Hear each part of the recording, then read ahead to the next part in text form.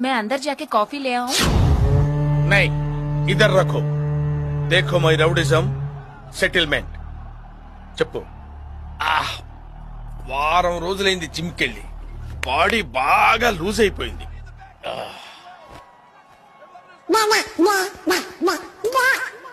ఏదో తేడాగా ఉందేంటి?